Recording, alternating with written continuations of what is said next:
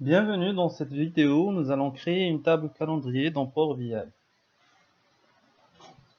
D'abord, nous commençons par ouvrir Power BI et enregistrer un fichier donc PVX, c'est le format des rapports Power BI. Donc on enregistre le fichier dans un dossier, on le nomme calendrier par exemple.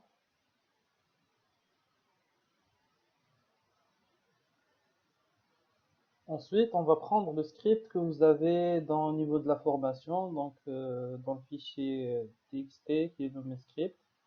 On le copie, on va donc transformer les données. Ensuite, on fait nouvelle requête.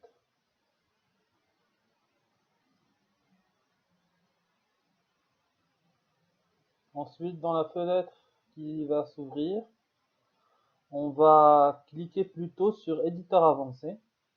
Donc ne faites pas la manip que je suis en train de faire là.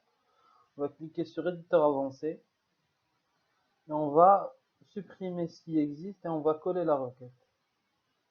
De cette manière-là, nous avons créé une fonction qui va créer un calendrier. Donc cette fonction a des paramètres, une date de départ. On va mettre par exemple le 1er, donc le 1er janvier 1920 et une date de fin. On va mettre le 1er janvier 2099 par exemple.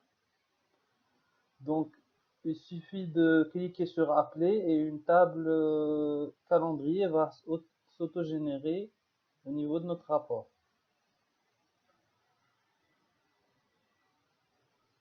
Bonne pratique, c'est toujours de renommer les tables d'un nom qui va permettre aux utilisateurs de comprendre de quoi il s'agit, de quoi parle la table, et qu'est-ce qu'elle contient.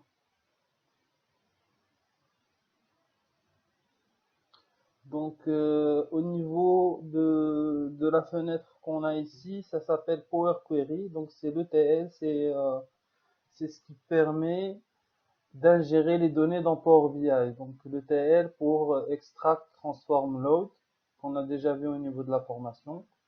Et donc, ça permet d'ingérer les données. Bonne pratique, allez dans Affichage et cliquez sur toutes les options. Ça permet de voir si vous avez des erreurs au niveau de vos colonnes. Et ça permet de vous donner la distribution, sachant qu'au niveau de Power Query, on ne charge pas tout le fichier, mais il affiche juste 1000 lignes.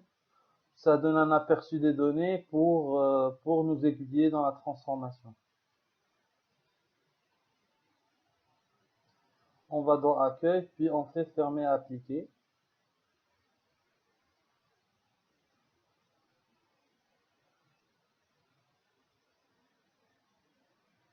On attend que ça charge.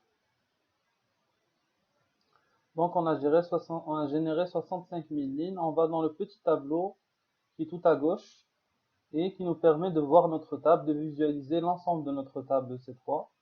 Donc on a une colonne date, une colonne année, une colonne trimestre, une colonne fin de semaine, et donc qui correspond au jour de la fin de semaine. Et donc ces différentes colonnes vont nous être utiles dans notre rapport, dans nos rapports Power BI. Voilà, c'est tout pour cette vidéo.